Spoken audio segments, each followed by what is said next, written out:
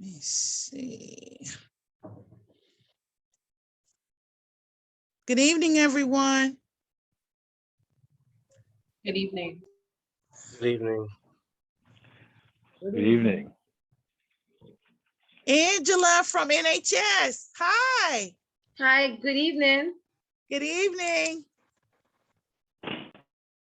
Thank you for coming. Thank you for having us. Our pleasure. Always our pleasure. Thank you.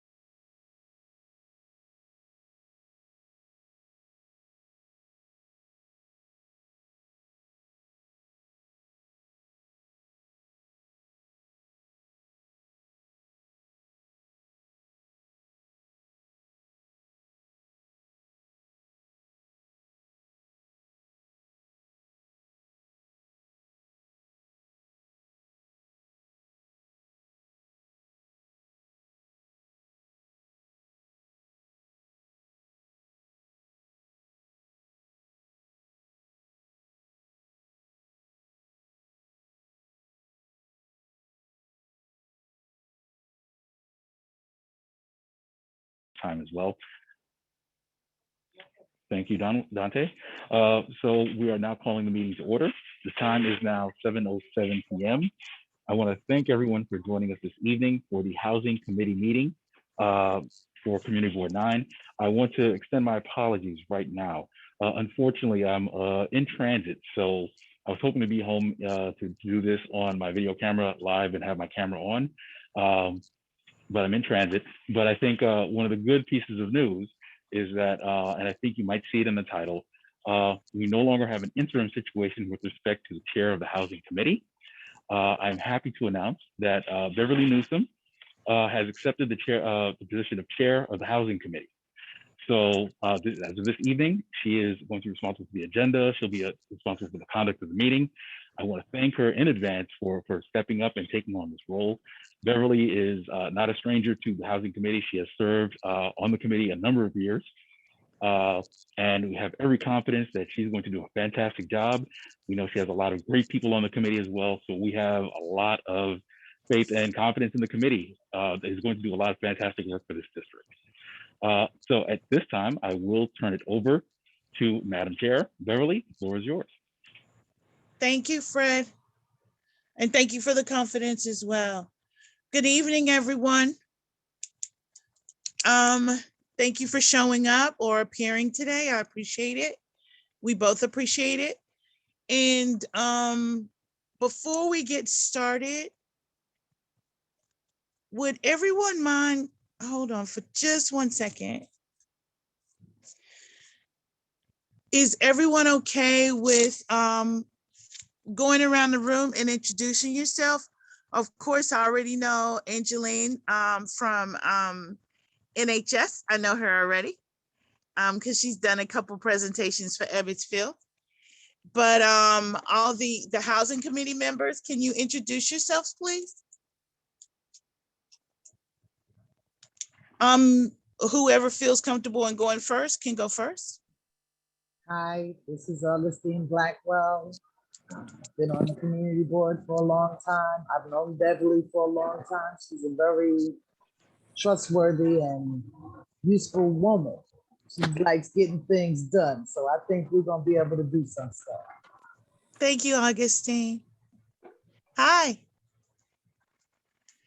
Hi, Next this is Yanela Roan Perry. I am on the housing committee. I've always been on the housing committee ever since I've been on CB9. And Beverly and I started out together. And I wanted to say congratulations, Beverly. You know, whatever support you need, you know, you can count on me. I'm here to support and help you and help our community in whatever way is best for all of us. And congratulations, and say thank you to everyone and have a good night. I'm sure we'll have a great year. Thank you, Yanela. Thank you. The next person, please.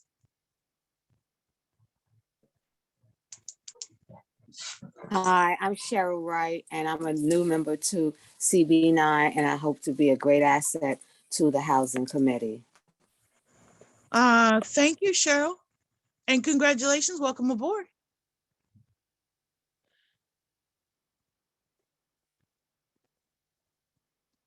The next person.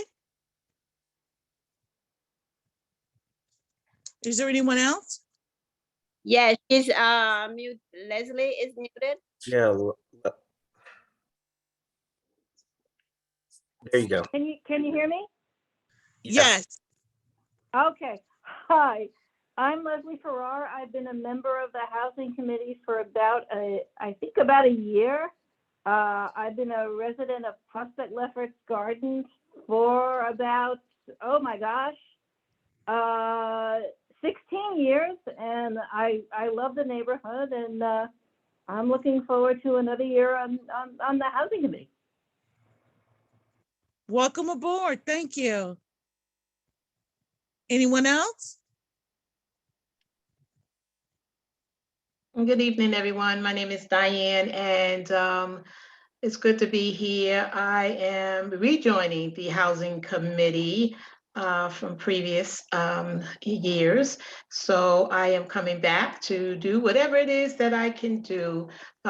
Being a resident here in Crown Heights, I'm seeing so many things, so many changes and all of that. So whatever it is that I can do to be a part of this wonderful committee, I am here and am committed to do that. So thank you. It's good to see everyone tonight. Thank And happy you. New Year to everyone. Thank you. You're welcome. Next person, please. Beverly, it's Magdalia Hi. Rodriguez. Hey, how you doing? I missed everything because I'm coming in late. I had it on, but That's okay. I'm Nothing's coming in happened. late. That's okay. Okay. Nothing's happened. We're just introducing ourselves. Okay, well, I've been in the housing committee, I don't know, for a while. And before that, many years ago, in the youth and economic. So been around for a while. So good to be here. Happy New Year to everyone. And Beverly, good. So just here was with the housing committee, all the good stuff for the year. Thank you, Good to Magdalia. be here. Thank you. Welcome Good to see aboard. you. Nice You're welcome, honey. to see you too. Thank you. Is there anyone else Yes. who's either a member or a community member that hasn't spoken yet? Hi, Beverly. It's Hi, Suki. Suki. Nice How are to you? see you as chair. Thank you. Congratulations. Thank you. You know, I'm a member of the land use committee. So I'm just sitting in and you know, hopefully there can be more exchange, because certainly housing is part of what we plan for when we think about land use.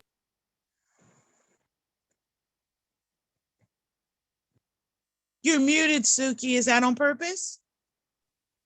Sorry, no, that's all I wanted to say. Just Okay. you know, really happy to you know, hopefully we'll start more of a dialogue. I know Diane came to our meeting last night, which I was really happy about, and you know, so hopefully we can start have more of an exchange. Okay, not a worry. We're gonna first and we're going to hear this later on in the meeting, but we're going to start, first of all, finding out what a desired focus is for everyone. So I know what I would like to see happen as the chair, but the chair is just for facilitation and leadership. We chairs don't do all the work. So we want to hear what the committee wants to see done and what they're passionate about. Okay, nice to see you, Suki. Is there another board member or committee member that hasn't spoken yet? Hello, everyone. Not a board member or a committee member, but I am a community member. I am Portia Edwards. I'm the district director for State Senator Zelma Murray's office. First off, congratulations, Beverly, on the new committee. Congratulations to you. I am also a resident of Community Board 9. And so you will be seeing a lot more of me within the coming years. Oh, okay, cool. Thank you, Portia. But you're here twofold, on behalf of the senator and as a resident. Correct. Okay. As cool. a resident, as a longtime resident, I've lived almost half my life in the district. But tonight I am here as the district office director for State Senator Murray. Okay, perfect. Nice to see you, Portia. Is there anyone else who hasn't spoken as of yet? Okay. So everyone at the table has spoken. As I was telling Suki earlier, let's first discuss, before we get into the meat of the committee, let's discuss individually, share with us, any member, what are some of the things you like to see housing do in the next couple months? And anybody can start, whoever has the thought first is just fine with me. Okay. And let's see, first of all, we'll start just brainstorming, and then out of those, we'll pick some things. Is everyone okay with that? Yes? No? Maybe? Yes. So this is Yanela. So Beverly, in it, what's most foremost in my mind is the tragedy in the Bronx. And we do have a lot of multi-dwelling development in our district. And I, for one, I'm the board president for our co-op, multi-dwelling. And I wanted to reach out to the community board, as well as to our local fire department, as to what we can do throughout the development in ensuring that, most of as preventative measures, if we can, put that on the agenda for some of the multi-dwelling, for them to look to ensure that they're, up to code in our district, and see how best we can prevent any tragedy. The tragedy in the Bronx is just heartrending. So that, especially some of the newer builds, I know some of the older buildings, they have fireproof door. I'm not sure if that's the same as far as for the new builds. So I don't know if that's something anyone else is interested in doing, but that's something that I know I'm going to pursue for my development. Okay. Thanks, Yanela, for saying that. And all of us kind of feel the pain from that. And all of us who live in multiple family dwellings, I'm sure we're all evaluating our spaces right now. I know I got quite a few calls when that happened as to where Ebbetsville is in regards to that. One thing I did forget before we get started brainstorming, I forgot to ask Angelica, am I saying that properly? It's Angela. Angela, yes, thank you. Do you want to do your presentation? I'm assuming you're here for a presentation? Actually, no, I actually was just here and Dante can probably speak to this. The senator will be presenting on the HAF program. I don't need to be here. I was just asked, asked to be here in case there are some questions that, someone might have and the senator is not able to answer, that I could provide that answer. So I'm not sure where we stand with that tonight. So maybe so let me find out. I just assume. I'm sorry. I'm sorry about that. So Portia, you are supposed to do a presentation tonight? Yes, I was going to, once. Why are you sharing that with me? Once Ms. Perry finished, I was gonna ask if I could do the presentation before you guys. Yes, go ahead. Go ahead, Portia. So I could just jump off. As resident and representative, that would have been the moment. Yeah. So go ahead, do the presentation. Actually, before you start, and this is my apologies. So because Beverly's appointment is very recent, we had already sent out an agenda. And that's the reason why Portia is here and Neighborhood Housing Services. But with that being said, so we did have an agenda, but absolutely, this is your meeting. So however you want to proceed, but we did want to have. Okay. I'm the new kid. I'm the new kid here today, right now. Right. So whatever was put in place, allow it to move forward. Portia, you're on deck. Thank you, Fred. Okay. Thank you so much. And Angela, thanks for being here to kind of answer any questions that anyone must have. And so if I'm sure you guys know, as of now, the housing, let me get the right name because I forever get the name incorrect. The acronym is HAF, H-A-S, H-A-F. Let me get the right acronym. Homeowners Assistance Fund is open. It has been open since January 1st. And so we wanted to come on and just let everyone know that it has been open. Our office sent out a mailer at the end of last year, very beginning of this year, reminding all of our homeowners that the application is available and all of the things that we need, that the homeowner would need to qualify for the application for the Homeowners Assistance Fund. Have any one of you on the call, are any of you homeowners, and have you received one of those mailers from our office?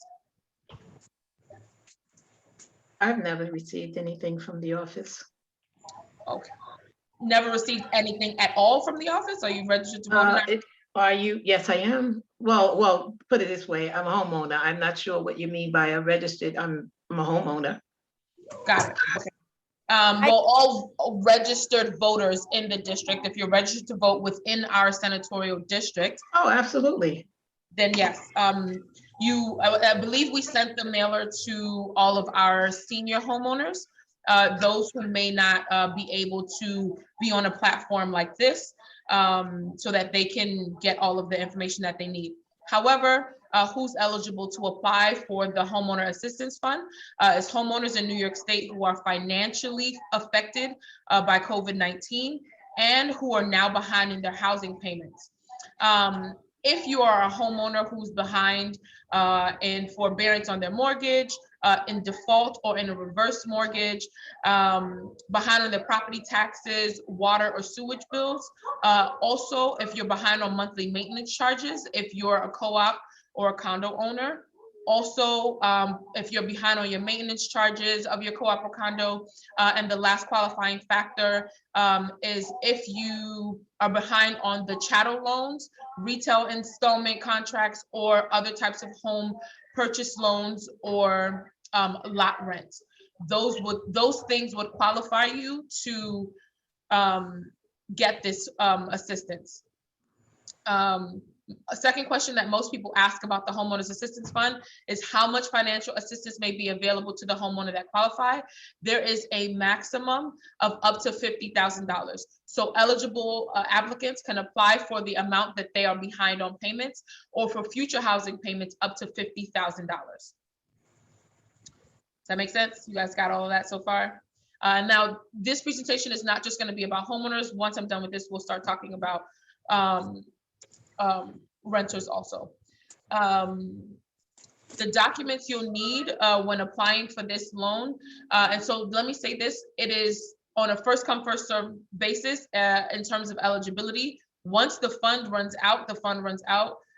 We just learned yesterday that there is already 21,000 applicants for the program. And so we tried to get the information out there to our homeowners as quickly as we possibly could, so that we can be the first, our district can receive as much funding as possible.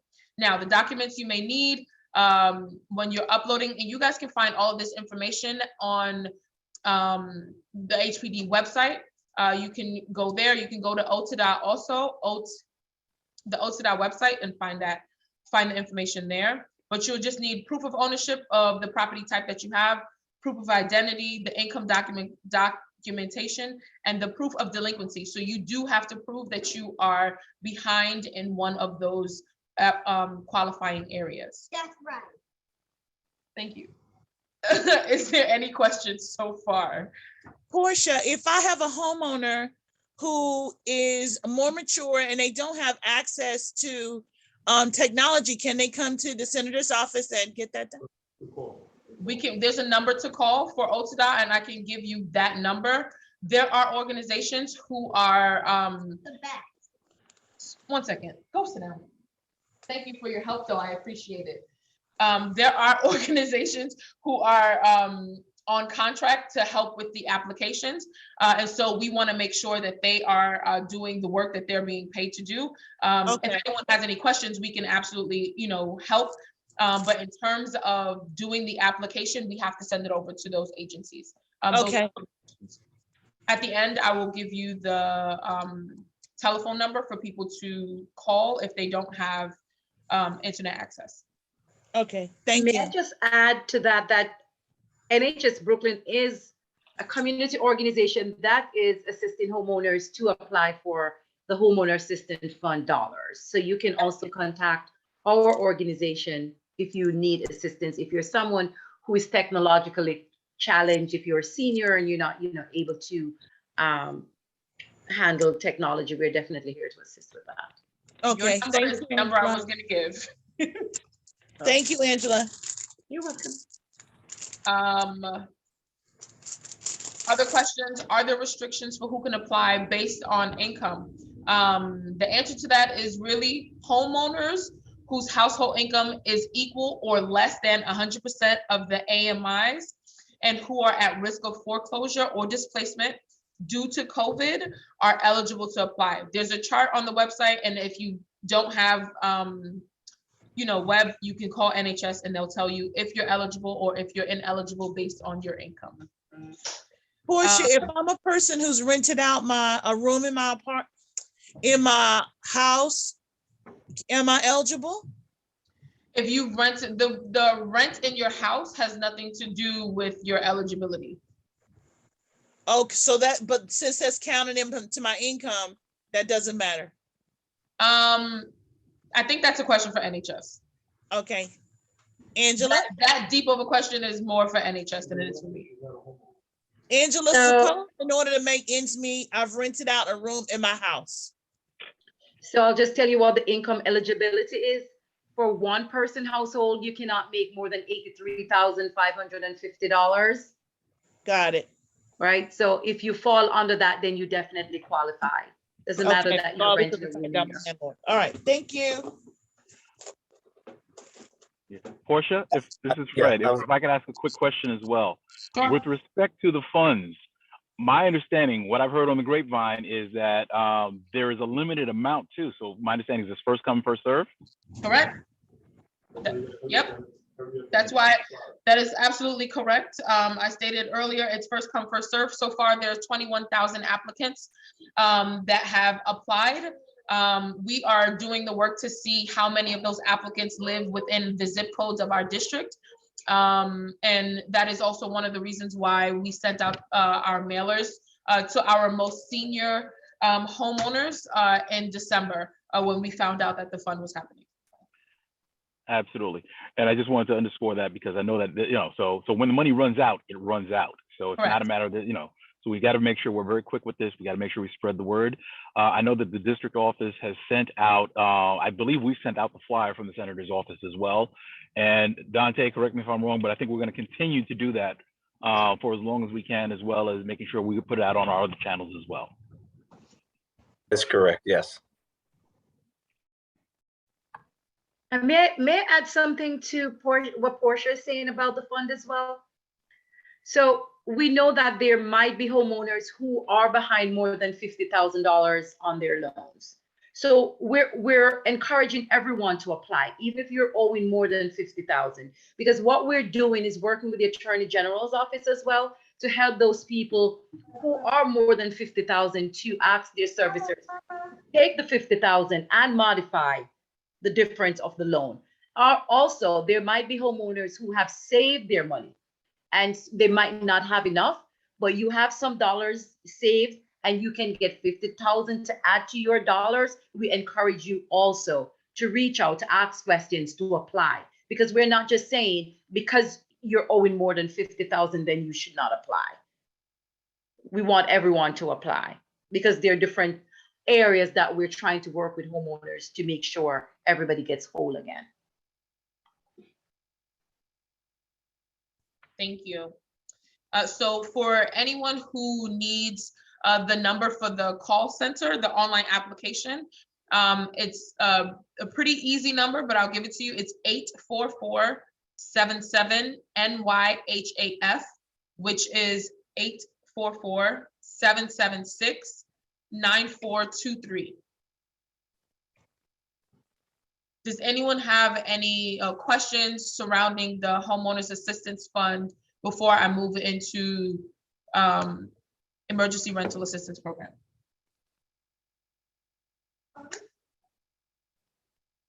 Being no more questions. I don't have a question. Just a point of information. So if there's anyone in here who lives in Crown Gardens, I did reach out to HPD, and City Supervisor Mitchell Lamas are eligible for the Homeowners Fund. Thank you so much for that, Dante. So the ERAP portal has been open again. It is what Portia Edwards, the resident of Community Board CB9, believes is the governor's way of extending the rent moratorium. ERAP is open. Unfortunately, right now, what the governor is saying is that there are no funds within the portal right now, but she is working on getting more funds from the federal government to put into that fund. However, for renters to know, putting in an application alone stays an eviction. So if you are in the process of being evicted, or you know that the rent moratorium is happening, and you can possibly be evicted after the 15th, please put in an application before the 15th. That will help stay your eviction. That is one of the things that we are just encouraging people who need it, emphasis on people who need it, to be able to, help them not become homeless this COVID session. So that's what it feels like, a session of COVID. Any questions on, and the same rules apply for the Emergency Rental Assistance Program. Same as last year, you apply online, you can call, you can apply. I believe NHS is helping people with this application also. If not, you can call our office and we will get you to the right organization that can help you with it. Right now, we're working with Good Shepherd and a couple of other organizations who are helping fill out the ERAP applications. Any questions?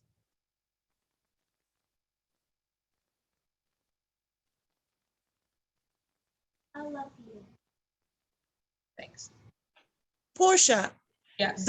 in regards to the emergency rental assistance, the second part, the part that we're waiting to be funded, when it becomes funded, is it only going to address initially the individuals who already have their application there, or are they going to make an announcement that they're accepting additional applications?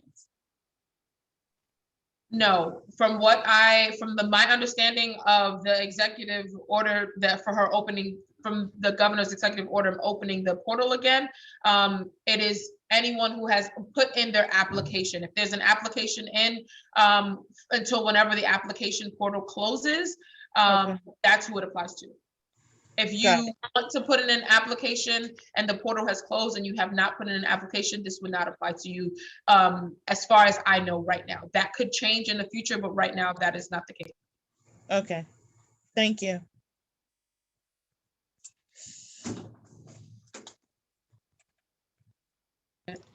Does anyone else have any other questions?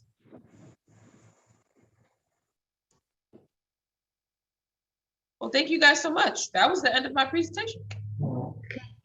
And thank you for allowing me to speak here tonight, and looking forward to future presentations. Have a great rest of your evening, everyone. Thank you. You as well. Thank you.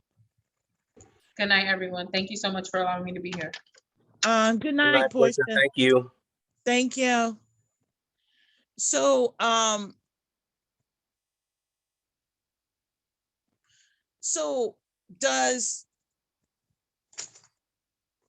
in regards to that presentation, did anybody have any questions for Angela? Even though she was here as in a supportive role for Portia, does anybody have any thoughts in regards to the presentation?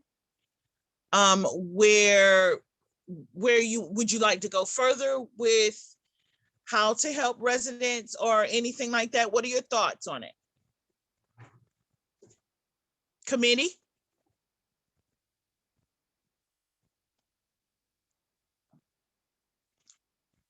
No? If I could just make a very quick comment. Sure. So yes, I think that, obviously we've seen that COVID has really hit a lot longer than we thought it was going to. So you see these things are necessary in terms of people need support, they need assistance, they need help. So there are programs that are happening. What's going to be incumbent upon us is to make sure we're having the conversations to figure out what's out there, but also to make sure we're spreading the word wherever we can.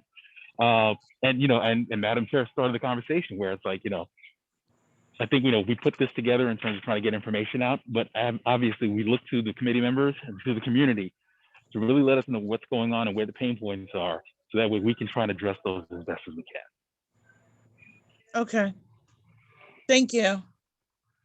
Are there any other comments and concerns in regards to this part of the presentation?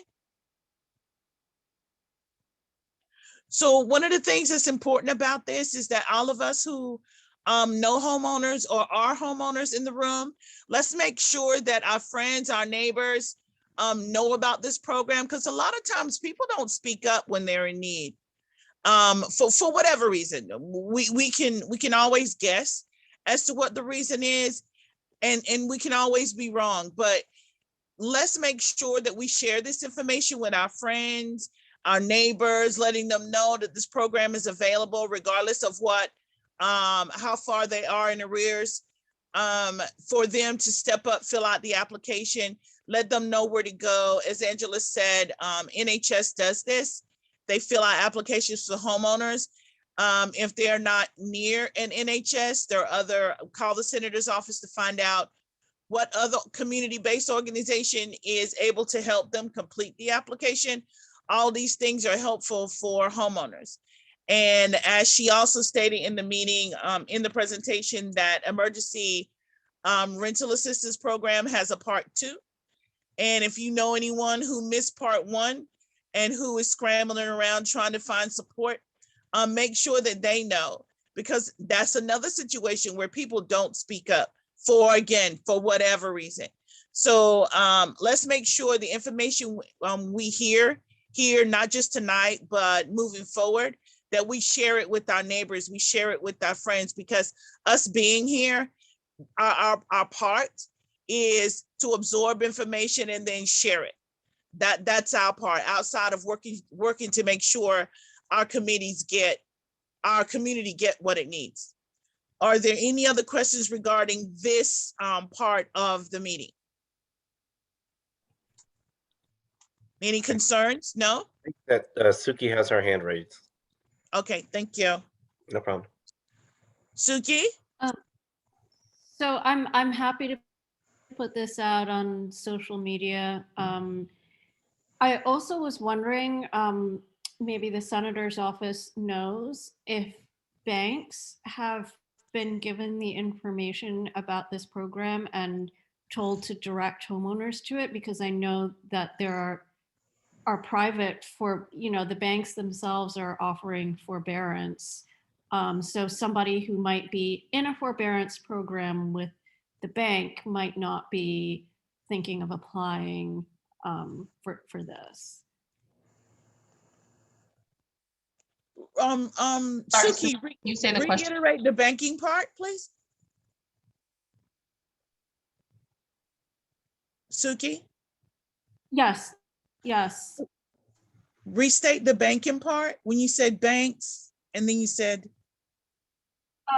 So like somebody who has a mortgage from a bank, Right. many of the banks were offering some type of forbearance. It wasn't, I don't believe it was an official program.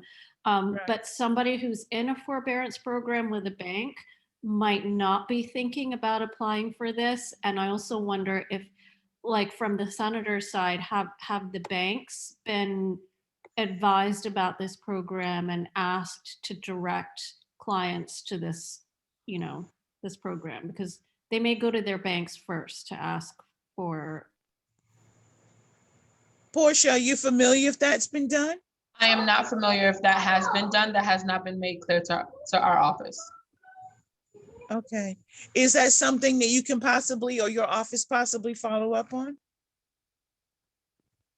I'm not sure how much we can get on that. That would probably require a lot of work on our part in terms of going to OTDA or with that kind of question. But I can definitely try and get you guys an answer. Okay, thanks, Portia. Because I guess that is a valid point. If you already own a bank and a bank is giving you a program, you haven't done research to see what other assistance you can get without being even more obligated. So that is a good suggestion, Suki. Thank you.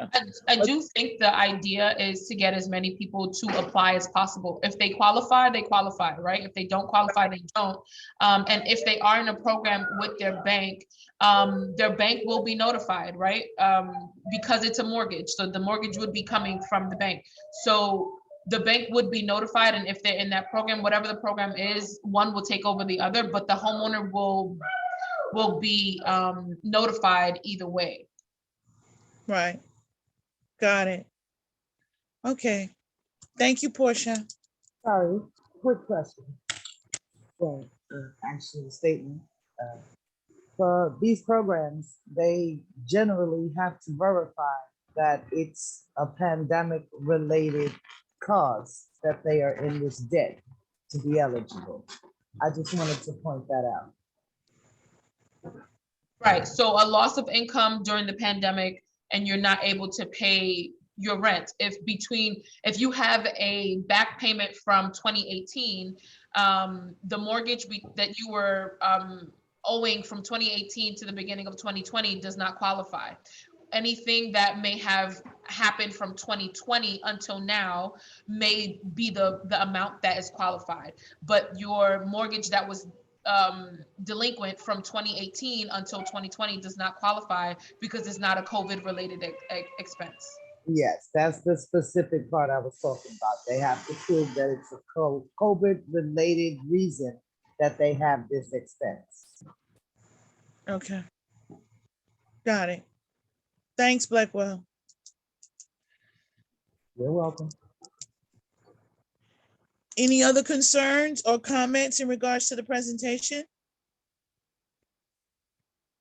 Did any other ideas spring into our minds listening to the presentation on something that housing could expound on or create, invite another guest to our committee as a result of the presentation? No? Okay. Can I, Beverly, this is Magdalia. Hi. I just heard Angela, hi, I just heard Angela say something that I haven't heard no one else say. Okay. And that is, if you for those individuals that are behind their mortgage, she also and you can modify. And that's something that no one has mentioned before until now. Okay. So I'm certainly going to share that with other individuals because I'm pretty sure there are homeowners that would modify, you know, can go Right. along with the modification, and they might not even know. So this was good tonight, and I'm glad that Angela came out of that, because again, their mortgage loan. So thank you Okay. for that. All right. Thank you for the idea, Migdalia. Okay. Any other suggestions or comments or thoughts generated by the presentation? Okay. So we're looking at probably 17 minutes remaining in the meeting. Do we want to continue? Is everyone okay if we continue brainstorming general ideas as to what are some of the items or some of the actions we can do moving forward in housing? A suggestion has been given to engage with a project that involved the cease and desist legislation that is coming up that they're working on. And that's something, Migdalia, that I know that you have been working on your block with your neighbors in regards to they're being harassed by individuals who want to purchase their home. So I'm sure cease and desist would be of interest to you. So that's a suggestion that's already on the table. So does anyone else have any additional actions that they would like to see occur in housing? Yeah, you know, Outside this is of- Diane. Hi, Diane. I'm not sure if I'm on the right thought here, but for me, you know, zoning, city planning, Department of Buildings.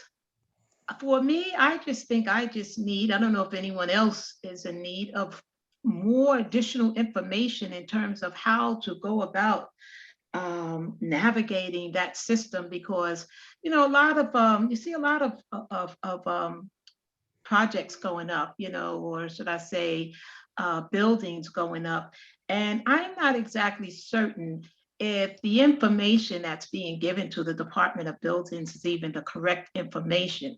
I'm seeing one family homes being turned into 4-story apartment buildings.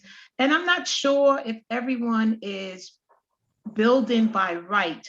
Is there someone that look at these things when they do an application? They come out on the street, they look to see if by right they can build a building that's like 8 stories tall when nothing else equates to 8 stories on the block. So I'm a little perplexed as to the zoning in the area. And I know when we talk about housing and we talk about buildings and developers and all of that, I would tend to think that zoning matters. So I would like to see more information about zoning. What is the zone in certain, certain areas of Crown Heights? So I'm told that, you know, we're R6. Some areas are R4. Some areas right across the street from each other are different zones.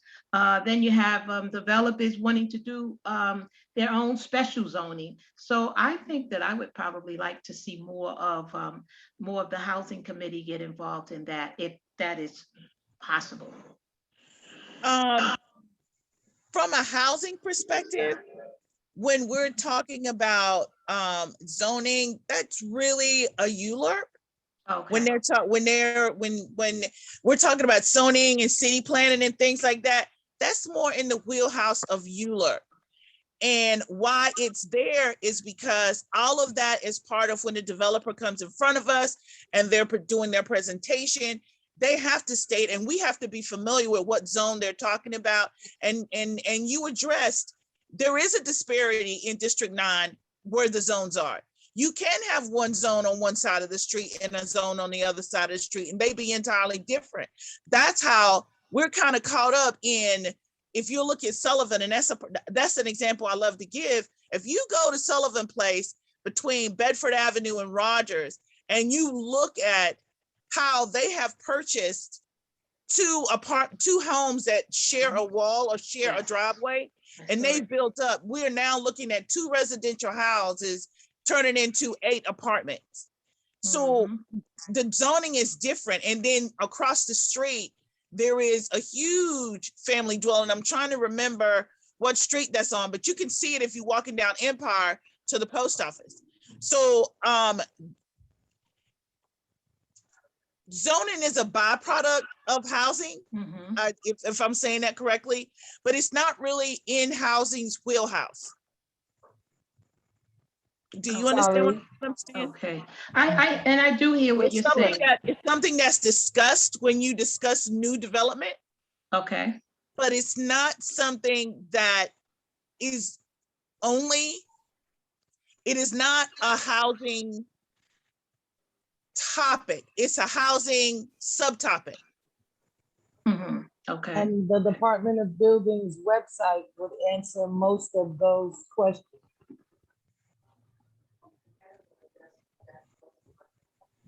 Did you hear Augustine? Yes, I did. Okay, and trust me, one of the things that may be helpful is that Suki, let me see, how long ago was it, Suki, that you sent out a tutorial on zoning? It was last month's general meeting. I think I might have sent it out the same day. Do you want me to re-forward it to you, Beverly, and then you can? Yes, I can. And understand that this is just so, because it's difficult to speak on a topic that even though zoning is a byproduct of housing, it's difficult to discuss housing without zoning. But it's difficult also to do that without being comfortable or aware of the basics in zoning. You understand? So we can, I'll send the information to you, go to the Department of Buildings and see if you can, if that's information that you could absorb in the way that it is. If not, then we can touch on it in the future, but we can't commit in the housing committee to delve into it because that's not really our area. Or Beverly, she could probably look to see when they have ULURP. Exactly. Yeah, I was at their meeting last night. I'm sorry, ma'am. Yes, yes. Yeah, Diane came to our meeting last night, and we were able to talk a little bit about some of her concerns. But if you come again or contact us, we can definitely discuss that more. Okay. Okay. But I understand, and I'm sure all of us in the room understand the confusion, because we have it too, especially when they talk about rezoning an area in order to have these many apartments. When they're talking about that, all of us feel exactly what you feel. We all do. So Beverly, yes, I want to ask one other question, and that is when developers are developing, before that process, do they have to come to the community board meetings, or they can just bypass the community board? I'm not sure how that even works. It depends on the property that they're doing. If they're developing a property that's as of right, no, they never have to come and talk to us ever. But if, say for instance, the property they're building as of right allows them to build 4 stories and they want to go up, then they have to come to the community board. The downside to that is, and this is where the city council member comes into play, if they want an upzone and we as a community go, you know what, we already have enough over there, you need to back that back and build as of right, and we need to talk to our city council member, let her know what we feel, and hope that she's in agreement. If she's not in agreement, let's have a dialogue as to why she don't agree with us. And we want to see what we want to see. It just shouldn't be, we don't like new development, because we have to be fair. In all honesty, we have to be fair. We don't want to be a community that just, we don't like the new development go away, because that's not reality. But we want our city council member to be on the same side that we are. And the only way she's going to know what side we're on is if we talk to her. So that's where that comes into play. If they're building as of right, there isn't anything we can do. They don't want any more height. They don't want to do anything outside of what they're allowed to do. Then there isn't anything else we can do as a community. So in other words, it's just another name for private property. All right, thank you. You're welcome. And I understand what you mean. You're like, we don't know if they have and all of this information that you're looking at, that you're asking, when you say, are they in the right zone to do what they're doing? Can they do this? All that is information. And unfortunately, when you go to Department of Buildings website, that information can be daunting. When you go to city planning, that information can be daunting, but it takes a minute to go through it, to read it, to consume what you're looking for. First, you find the block and lot that they're in, and then you go from there. But you have to start with the block and lot that they're in and see what zone it is, and then look and see what those zones allow, and then look and see what they're doing. Because all those plans, they have to have applied for permission to be able to do that. And that permission is usually on the outside of the green gate that's surrounding that lot.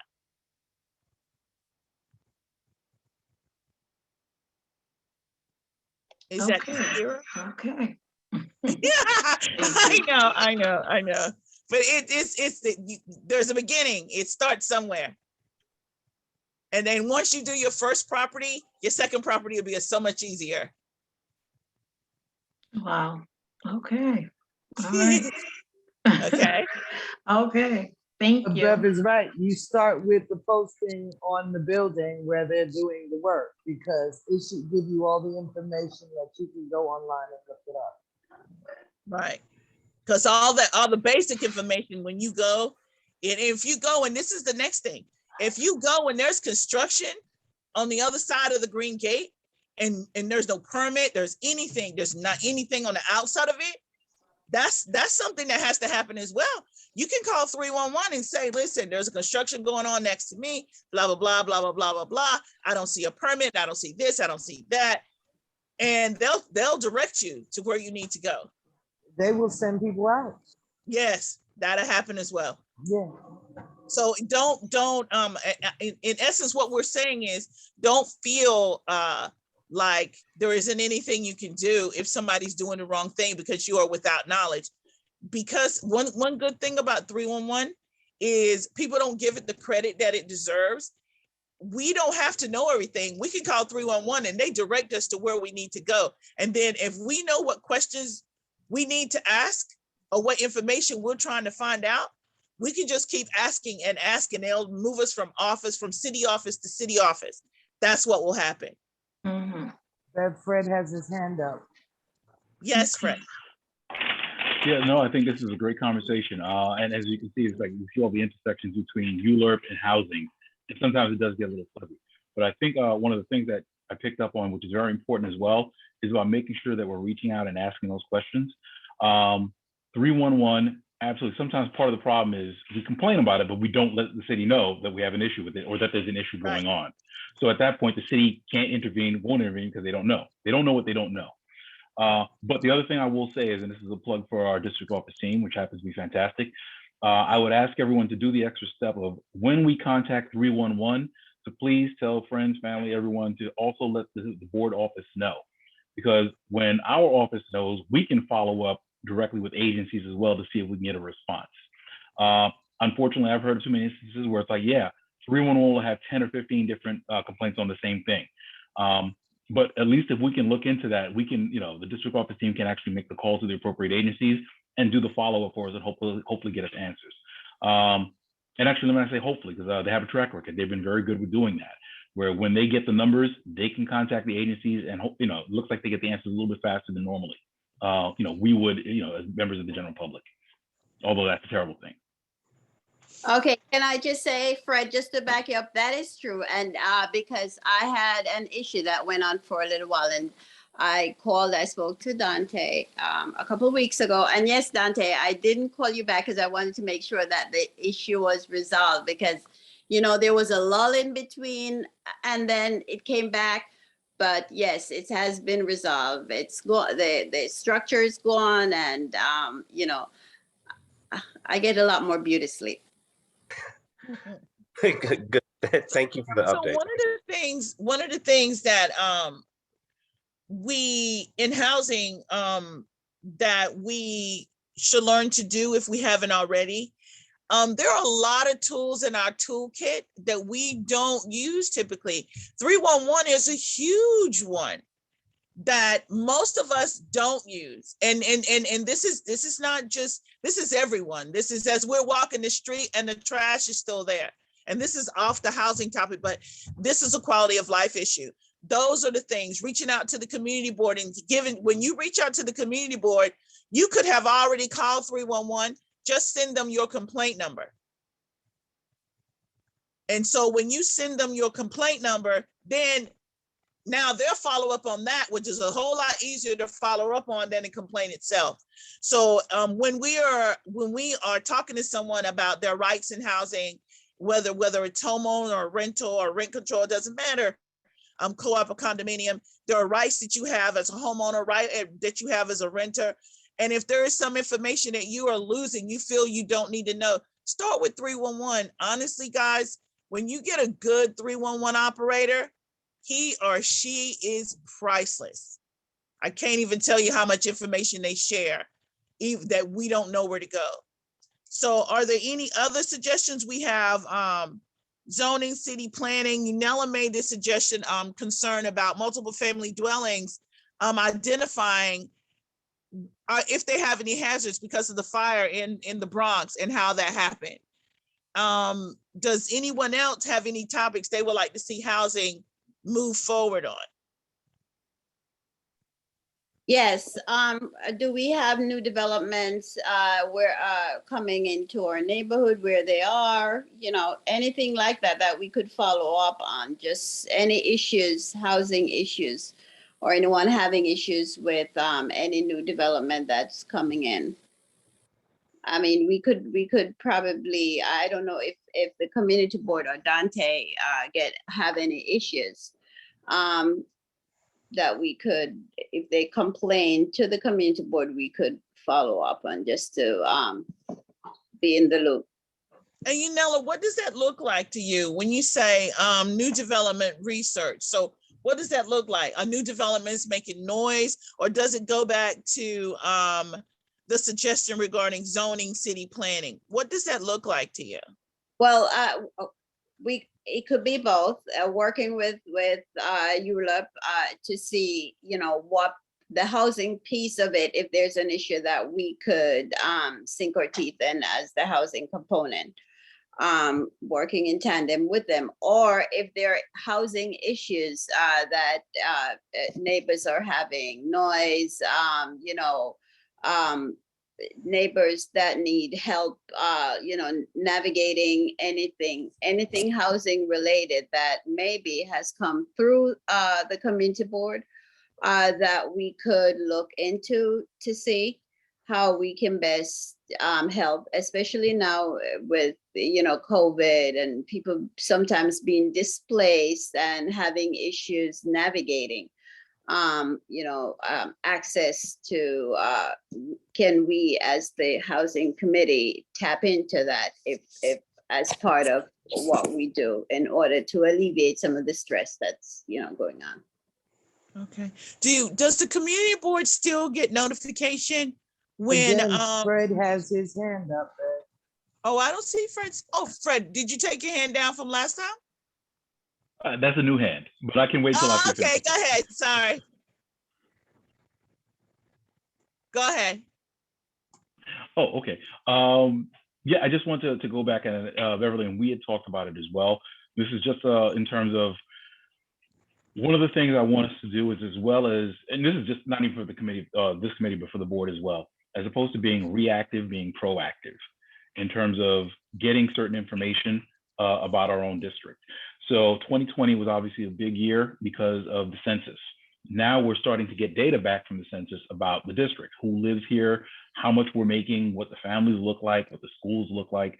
So one of the things that I think might be good for us to do, especially as we have new council members and new electeds who are there, is develop a profile for the district in terms of identifying what we have here.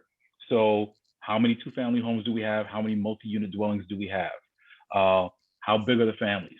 So that way, when people are building or people are making, having conversations about what do we need in the district, we can say, you know what, we have a lot of families that, that need 2-bedroom apartments or 3-bedroom apartments. So anytime we're having conversations with anyone, we should be asking for 2 or 3-bedroom apartments.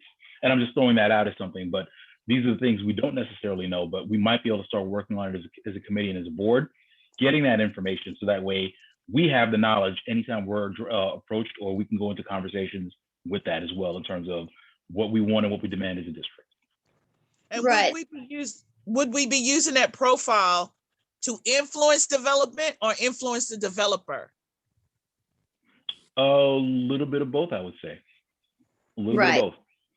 And Dante, you might know this as well, Beverly, right across next to Kingsbrook Jewish, they're going to be breaking ground at some point. It's a new Kingsbrook Jewish new development that's coming down the pike, which they're going to have, I think, a couple hundred units right next door to my development. So a supermarket, all that's coming into our neighborhood. So that's something that we need to, I'll send you the profile as to what's coming. So that's something, as Fred is suggesting, so we know what's coming. The units that's coming, at least we have an idea, the needs in our neighborhood, and how we can best make sure that we fulfill some of the housing needs that we may have. Thanks, Junella. Yes, Suki. Who's Yeah, I hand just developed? wanted to echo what Fred said. And there's the Department of City Planning actually put together a very nice website where you can get facts about the census. If you go to popfactfinder.planning.nyc.gov, you can get information about any community district. popfactfinder.planning.nyc.gov, and you can get information about population and housing, as well as the changes over the last 10 years for any of the community districts in the city. And so, of course, I did check out our district, but it's also interesting to check out other districts just to give you perspective on what the numbers mean in our district, because they're actually there's really wide variation throughout the city in terms of, what the needs are today and also what has happened over the last 10 years. So that's, that's something that's very, very useful to see. Okay. That sounds good. Thank you. So, what was I going to ask? Development. Oh, how many of us feel that, what do we feel about apartments that are built and remain empty? Do we think that's something that housing should address, look at, talk about, attempt to influence?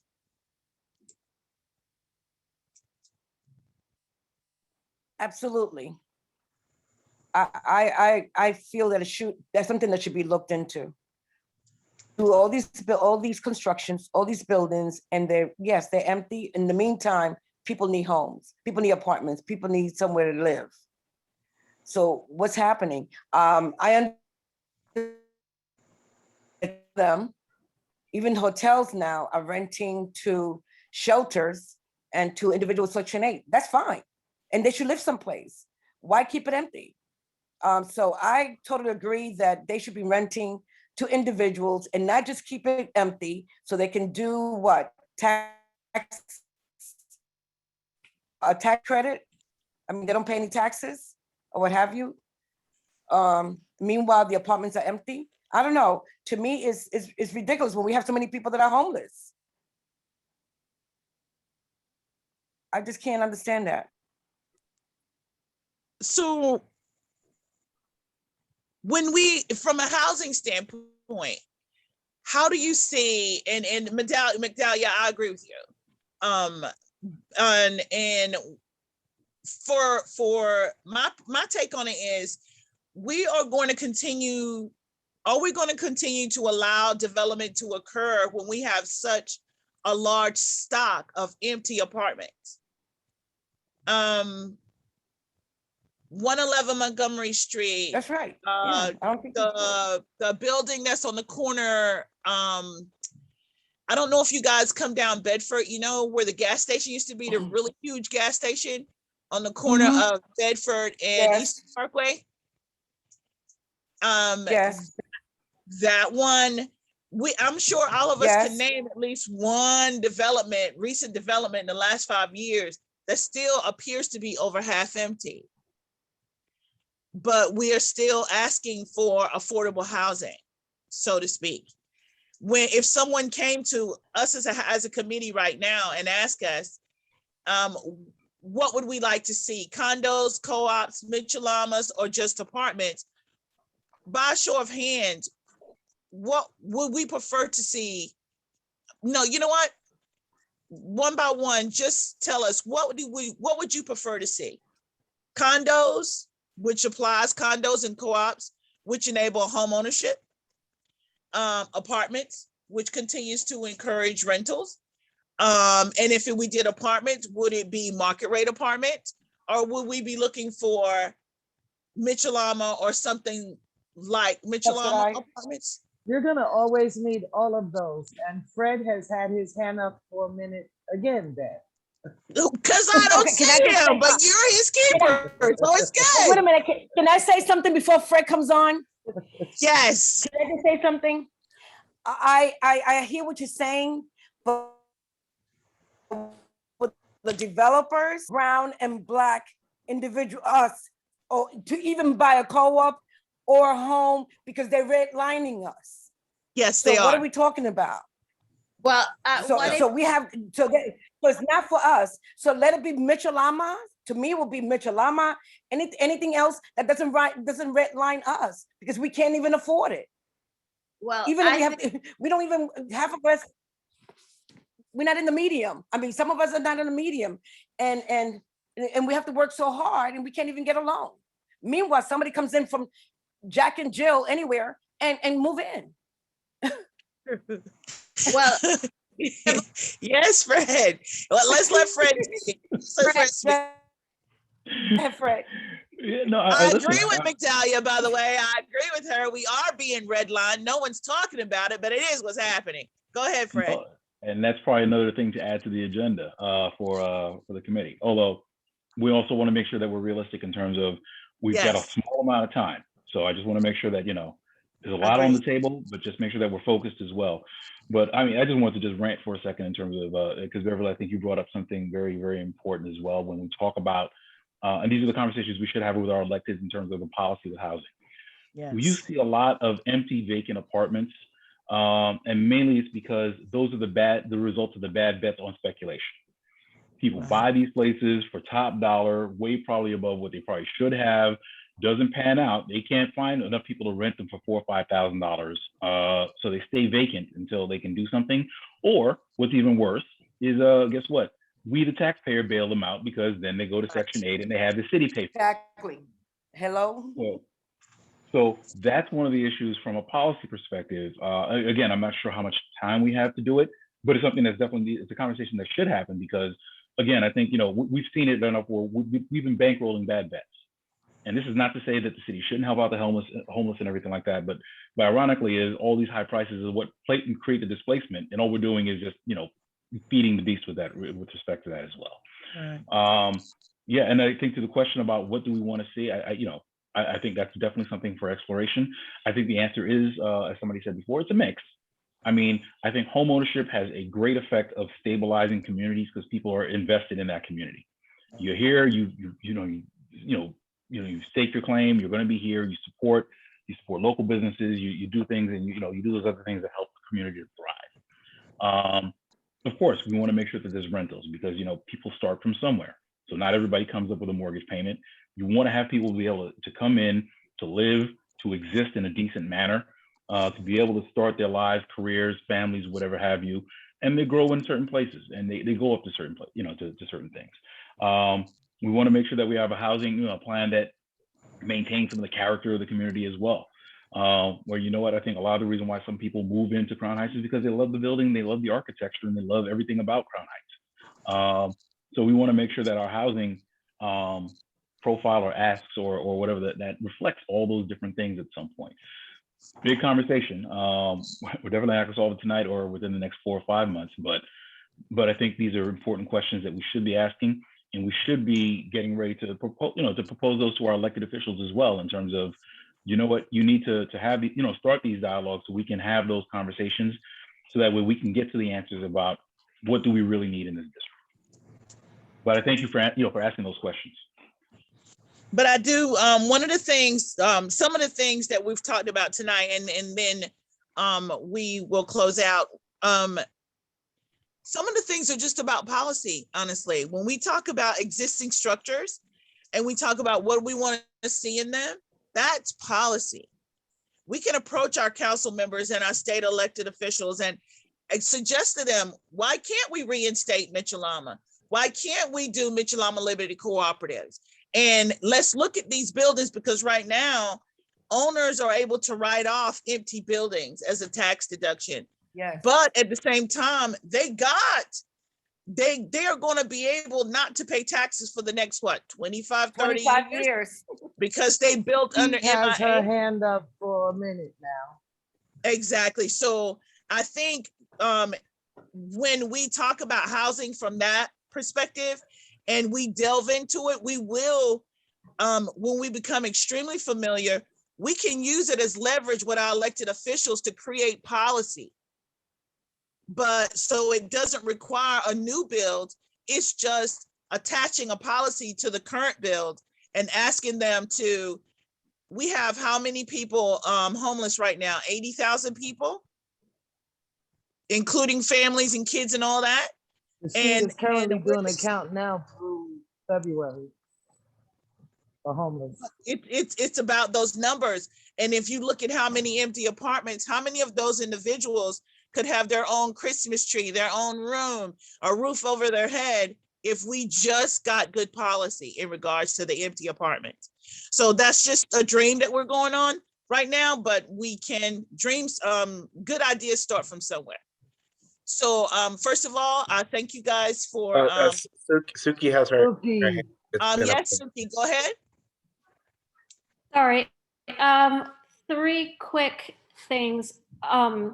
So there's a program that HPD started this year to give up to $100,000 to lower income people for down payments on a co-op or condo. So if the district office has information about that, that might be one helpful thing. The second thing is there's a building, like a big apartment building on New York Avenue between, I think, Hawthorne and Fenimore. It's been empty for several years now because it got struck by lightning and the roof came off. And I know that they were supposed to make repairs because the developer got the insurance money, but they didn't because they wanted to wait out, that there's some rule that if they wait for 4 years, then the rent stabilized tenants can't come back. So HPD took them to court, and this was many years ago, and I don't know what happened to the court case, but it's still sitting empty. So like, that's an example of a, something that was affordable housing that's just totally wasted. It's just sitting there vacant. And then the third thing is, I've been hearing, like, we all know that there's older people that they have really cheap rent stabilized apartments, whatever, they're paying $400, $700 a month. And at some point, they, not that we wish it, but they pass away. And so I keep asking myself, well, what happened to their apartments? How come I never see their apartment listed, right? Because now we have rules that you can't jack up the rent by whatever 200%. So how come there's never an apartment? How come their apartment never gets listed? I never see anything if I'm looking for a friend or something like that. And finally, somebody in real estate told me that the landlords are warehousing them. They're not required to put them back on the market. So that's something I think to address with the elected officials, that like an anti-warehouse. Well, the two possibilities, Suki. The reason you don't see them listed. One, remember that if a person's in an apartment, say for instance, he or she moved in their 20s, they died in their 80s. So they've been in that apartment for 60 years. So the likelihood of it being rent stabilized is extremely high. Rent stabilized, rent controlled, one of those is extremely high. So if they have family members, those family members have a right to inherit the apartment. That could be another reason why you don't see it listed. So well, our landlords warehousing, yes. I'm sorry, go ahead. Like I knew of a couple of cases where they didn't have any relatives in the country. They were living alone. But, I mean, I don't, I don't know the specifics, but I'm just saying that this person who worked in real estate actually finally told me that they don't want to rent them out at that price. They're waiting for it to get to, $1,200, $1,400, whatever. And right. So there are two challenge to going against people who own their property and dictating what they do with it. I'm sorry, Augustine, say this again. I'm sorry. I said it could prove to be quite difficult to challenge what someone does with their own property. Yes. Because warehousing, that's something else, going back to the topic of how many people are homeless and these apartments that are laying vacant. Warehousing is another stock. But you can't make the owner of that apartment or that building say, okay, I'm willing to rent to whoever might be there for whatever their reasons. Basically, because they own it, it's their right. Right. You wouldn't want them to come and tell you what to do with what you own. Right. But at the same time, we cannot continue to lose resources in houses being built or homes being taken to supposedly create affordable housing, questionable definition, for individuals who are of median income. So a choice has to be made by the decision makers.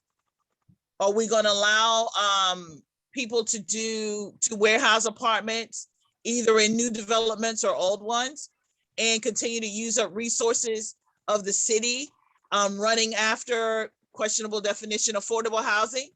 Or we're going to make everybody give a little? And I'm not in disagreement, Blackwell. It would be a beautiful thing for everybody to give a little, Right. Everybody should be given a little. We're already, the resources for the community are already been consumed by new development, but we also have developers who've done this And now they aren't renting them out. They're just sitting there empty. And because an apartment is $3,000, if you know the median income in that particular area is $2,000, should you be allowed to continue to ask for $3,000 just so the apartment can remain vacant? Well, see, that turns it into individual preferences when that Right. type of law has to go across the board. Agreed. Agreed.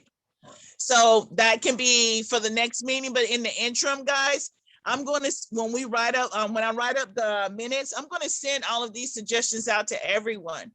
And I would like you to pick your favorite, your next to your favorite, and then we'll come back. And at our next meeting, we'll be prepared to talk about the actions for the favorite and what we're going to do as a committee and vote on it. Okay, but I think tonight some really good suggestions came about, and thank you for making them. I really appreciate it. I know all of our peers and colleagues really appreciate it as well. So if there are no more, excuse me, if there aren't any more suggestions, and can we have a motion to close the meeting? If there are no more suggestions or no more comments. Motion to adjourn the meeting. Second. Perfect. Thank you, everybody, and thank you again for a great first meeting on my behalf. Thank you. Thank you. Congratulations. Thank you. Yes, thank you. Thank Excellent. you. Thanks so much, everyone. Everyone have a So I'll good see you night guys, and happy Good New Year. night. Stay Yeah. safe. It's a good Thank start. you. Stay safe. You too.